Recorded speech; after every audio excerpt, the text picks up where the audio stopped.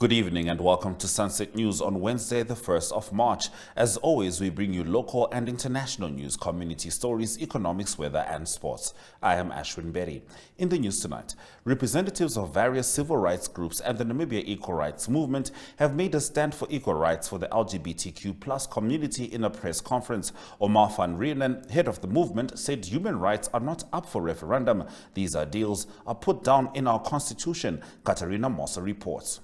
Where few political elites continue to manipulate the narrative around homosexuality in Namibia, we must never forget that the highest expression of Namibian values is in the Constitution.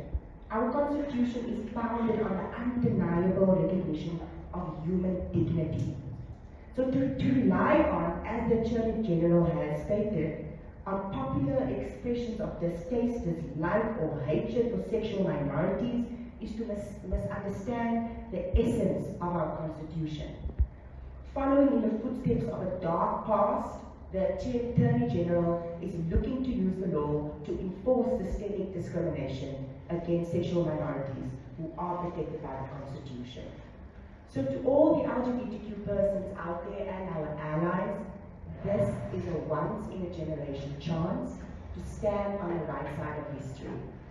Our liberators did not fight for freedom for us not to continue to uphold the promise of equality our Constitution was founded for. Democracy is a work in process, and democracy delivers. And it's going to be queer persons that are going to test how strong that promise of equality and non-discrimination is. So please show up at 9 o'clock on March 3rd, Friday, and Monday, March 6th at the Supreme Court, and join us to stand on the right side of history. Thank you. Municipal workers were marching peacefully from Katutura to the city of Windhoek in town earlier today. Have a look.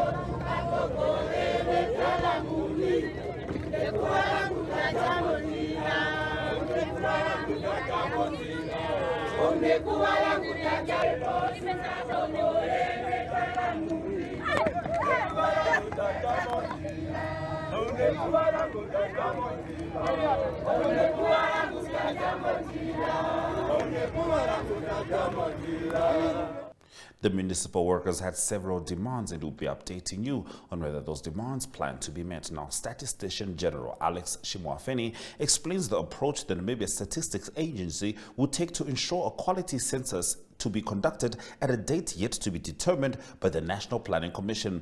The census has been delayed since the COVID-19 pandemic in 2020, when it was initially planned to be conducted, and in 2021 and 2022 due to financial constraints. Now, I've already mentioned that the census is conducted every 10 years, and it's a very important process of collecting data, processing data, analyzing it, publishing and disseminating. And we are saying that what we are going to disseminate is information that has to do with demographic, socio-economic and spatial data of the population for the specific period in time. So when we say we want to do it every 10 years, we need to want to compare how it has evolved every other 10 years. The information also, the information provides, or the data provide information on how many people we have in the country, their characteristics, demographics also of the people, and their living standards. So that's why when we're talking about population and housing, we're also looking at how many people live in what type of houses. That is why it's population and housing census. The census is the only data source that provides information at the smallest geographic areas and for small population groups in the country. Meaning that when we do a survey, we might have data that we extrapolate per region, but here we go to the smallest areas, talking about smaller than towns also, even constituency levels. We even have enumeration areas also. So that is where the information, that is the level of detail of information that we are going to get. De Beers has defended the long-term contracts it has in place in the countries it operates in, saying they are fair and favorable. Outgoing De Beers CEO Bruce Cleaver said it provided a win-win situation for all the countries it operated in, following a closed-door meeting with President Hage Geingob at State House this week. The deal we have in every country is fair to both parties. I am confident all over the world, our deals all over the world are fair to De Beers and fair to our host countries and allow us to invest in the future, Cleaver said. The Namibian government had in 2016 signed a 10-year for the sorting, valuing, a 10-year deal for the sorting, valuing and sales of Namdeb Holdings diamonds. The sales agreement is the longest ever signed between the two partners. The agreement saw Namibia see a significant increase in rough diamonds made available for beneficiation as a result of the agreement, with $430 million of rough diamonds being offered annually to Namibia Diamond Trading Company customers. As part of the agreement, all Namdeb Holdings special stones were also to be made available for sale in Namibia. Cleaver's comments follow fears that Botswana President Mokgweetsi Masisi that it's a profit arrangement model with De Beers may have to change during a rally in that country. There is enormous scalable potential for the profit-sharing model that Botswana and HB Antwerp are pioneering, Masisi said in September last year. The way that extractive industries interact with African governments has to fundamentally change, he said. The nation was left stupefied as a video of employees taking whippings to their bottom from their boss circulated on social earlier this week. Mike du Preez, owner of Rundu's Petrofund service station, consequently grew to notoriety for whipping his employees after they failed to pay back financial loans he made to them. Du Preez then came forth claiming that the whippings were not considered as repayment for the loans, but was rather frivolous horseplay. Mike du Preez coerced his workers into making false statements that it was all a game to blind and fool people who don't have brains.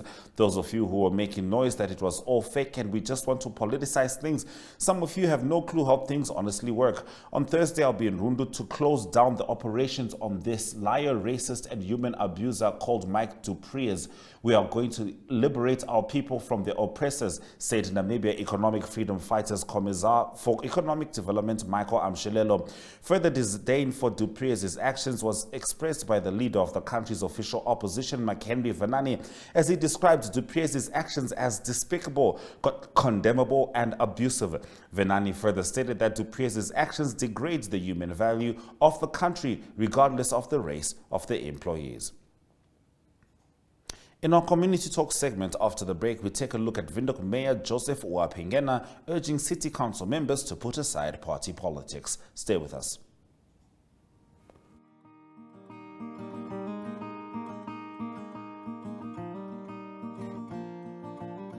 AgriMonitor is jou weeklikse landboukundige program wat jou die jongste nuus in die landbouverwante bedryf en onderwerpe wat daaraan gekoppel is bring.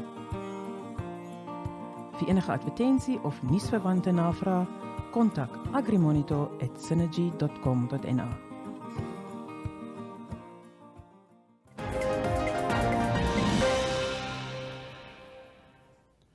Windhoek Mayor Joseph Uapingena urged City Council members to put aside party politics and prioritize service delivery to residents. Give tremendous progress in the implementation of the higher impact resolutions and projects.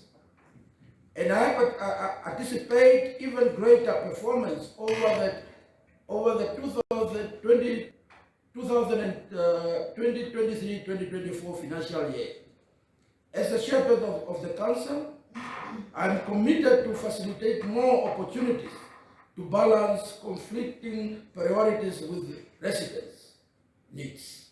Therefore, it is important that we as office bearers pull together and recognize that we all have a role to play towards improving the lives of our residents.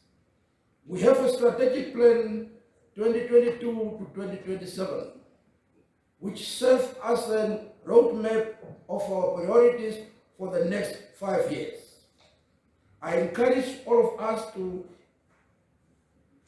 acquaint ourselves with this plan and to use it as part of our daily transactions and to execute our duties in trust, confidentiality, maturity, teamwork, and commitment as our guiding values. We are the accounting authorities, and it is up to us to lead by examples, addressing issues and not individuals known to play party politics. We are about to embark on a new financial year and a budgeting cycle, and I have every confidence in all of us as councillors to recognize the importance of working as unified team and strive towards better service delivery and financial sustainability. We are the capital city of Namibia. The nations near and far look to us to set an example. Therefore, I ask us all here tonight to think beyond what is easy, comfortable, and self-serving, and to apply our collective experiences, wisdom, knowledge, and skills for future generations. We are all serve a 5-year term, and we are entering our 3rd term in office with critical deadlines approaching us this week. Let us reflect on what impact we have made thus far and what legacy we intend to leave behind. Let us commit to giving the best of ourselves as political leaders in our efforts to advance Windhoek as a global contender. It starts with us, councillors, and as a mayor, I embrace my responsibility with humility and a renewed commitment to serve our residents. In economic news after the break, we take a look at how South Africa's grey listing impacts Namibia. Stay with us. In Business 7, you get news on current economic, financial, and business matters in Namibia. The weekly show features interviews with experts and in-depth analysis of burning issues in a way that caters for ordinary Namibians and business connoisseurs alike. For news-related or advertising queries, please contact B7 at synergy.com.na.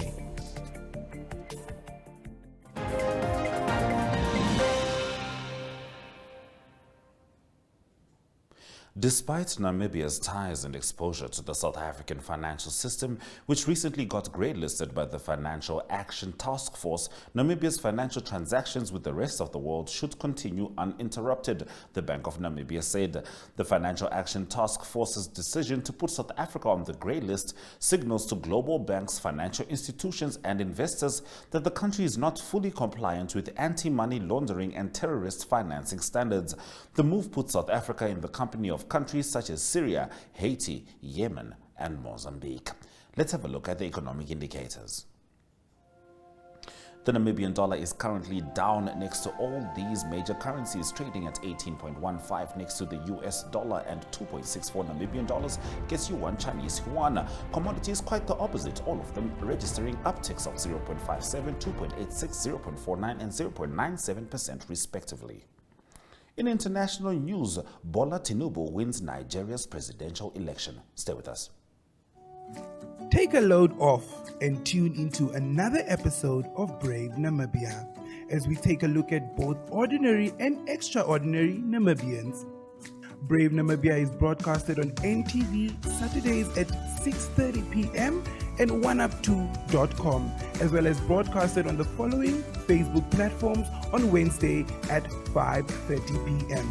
Republican, Allgemeine Zeitung, Namibian Sun, and all Namibia Media Holdings pages. For more information, contact the Brave team at brave@synergy.com.na. Brave Namibia, for the ordinary and extraordinary Namibians.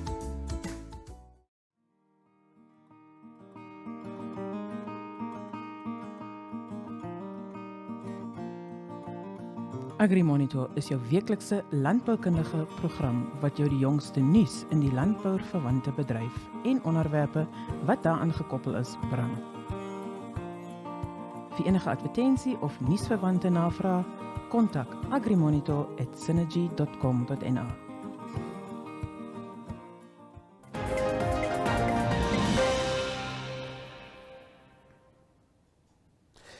Heading into international news, we are in Nigeria as a ruling party candidate Bola Tinubu has been declared the winner of Nigeria's disputed presidential election. The 70-year-old veteran politician got 37% of the vote. Official results show his main rival Atiku Abubakar polled 29% and Labour's Peter Obi 25%. Their parties had earlier dismissed the poll as a sham and demanded for a rerun. Tinubu is one of Nigeria's richest politicians and based his campaign on his record of rebuilding the biggest city, Lagos, when he was governor. He was nevertheless defeated in the city by Obi, a relative newcomer who mobilized the support of many young people, especially in urban areas, shaking up the country's two-party system. Tinubu won most other states in his home region of the Southwest, where he is known as a political godfather for helping to put others into office. He campaigned for the presidency under the slogan Emi Lo Kan, which means it's my turn in Yoruba. Stay with Sunset News as we head into the weather predictions after the break. In Business 7, you get news on current economic, financial, and business matters in Namibia. The weekly show features interviews with experts and in-depth analysis of burning issues in a way that caters for ordinary Namibians and business connoisseurs alike. For news-related or advertising queries, please contact B7 at synergy.com.na. Yo, Joe, what's up, man? Congratulations on your new promotions, man. Give these men a drink. Coming right up. Hi, Joe.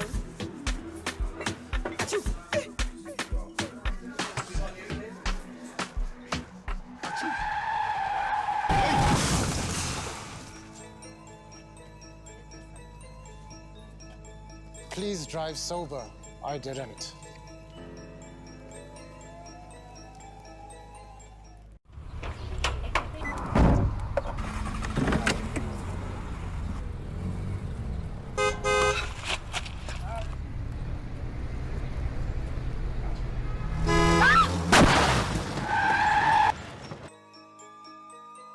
Please walk responsibly. I did not. Ma'am?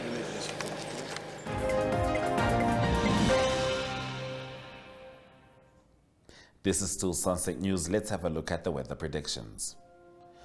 Windhoek is partly cloudy with a maximum of 30 degrees, sharing that with Grobabis, whilst Katima, Bulilo and Rundu are both sunny with 19-degree minimums. Oshakati, 35-degree maximum, and partly cloudy conditions are expected. Henties Bay, Swakopmund and Wavish Bay all have 14-degree minimums, whilst Luderitz and Riamsvlei are both sunny, as well as Keetmanshoop, whilst Oranjemund it has 23-degree maximum, and Ariamsvlei, mentioned earlier, has a 39-degree maximum, making that the hottest in the country. In the sports section tonight, we take a look at the RMB and Prosperity Life Africa Triathlon Cup, amongst other stories. Stay with us.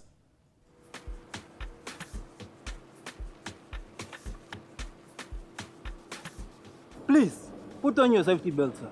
It's very important for your life. The seatbelt doesn't make me drive comfortably.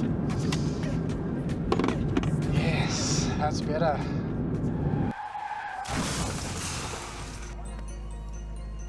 Please wear your seatbelt. I did not.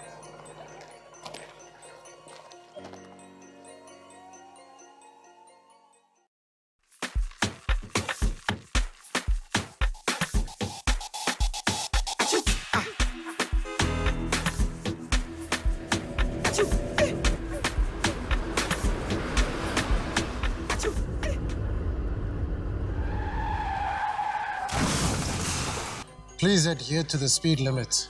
I did not.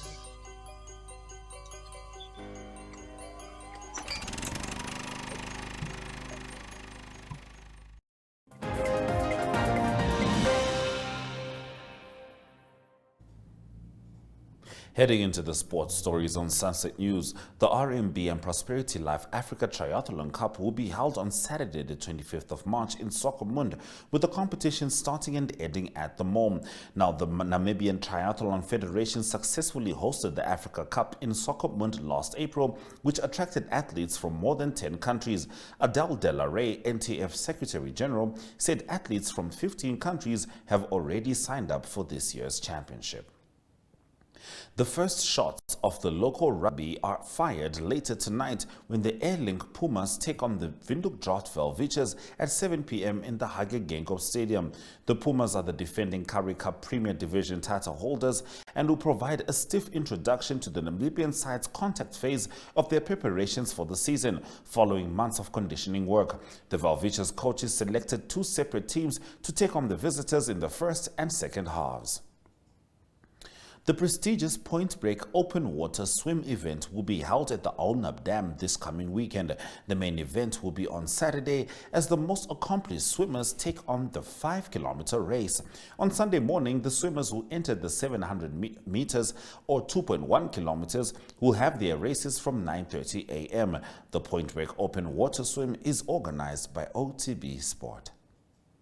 If you are just joining Sunset News, no worries. Stay with us as we head into the highlights after the break.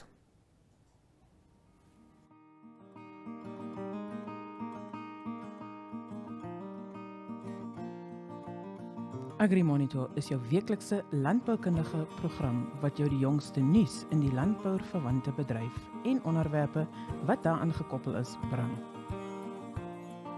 Vir enige advertensie of nuusverwante navraag, kontak agrimonitor@synergy.com.na.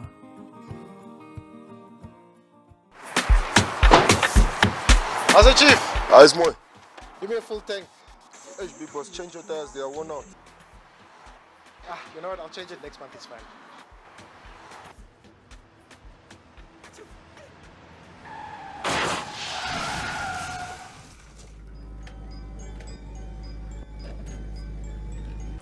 Please check your tires. I did not. 1, 2, 3, 4, 5, 6, 7, 8. Take a load off and tune into another episode of Brave Namibia as we take a look at both ordinary and extraordinary Namibians. Brave Namibia is broadcasted on NTV Saturdays at 6:30 p.m.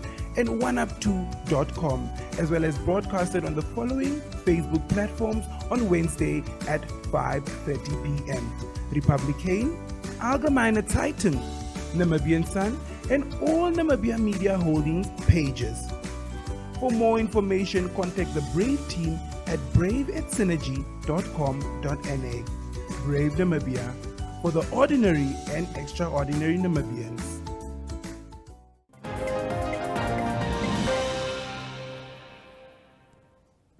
Thank you for staying with Sunset News. Let's head into the highlights from this evening's broadcast.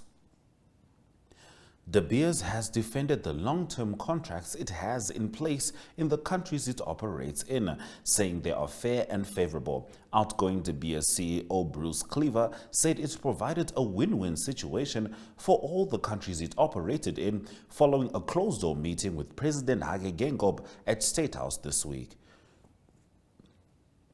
The nation was left stupefied as a video of employees taking whippings to their bottom from their boss circulated on social media earlier this week. Mike Dupreez, owner of Rundu's Petrol Fund service station, consequently grew to notoriety for whipping his employees after they failed to pay back financial loans he made to them. The RMB and Prosperity Life Africa Triathlon Cup will be held on Saturday, 25 March in Soccermund, with the competition starting and ending at the Mall. And with that, we have come to the end of the broadcast. Make sure you join Sunset News on Facebook, on all the NMH platforms on weekdays, as well as on our website, Oneuptwo.com. Sunset News screens on Dstv channel 285 and Gotv channel 94 every weekday and Sundays from 7:30 p.m. to 8 p.m. This has been Sunset News. My name is Ashwin Berry. Don't end your day without us.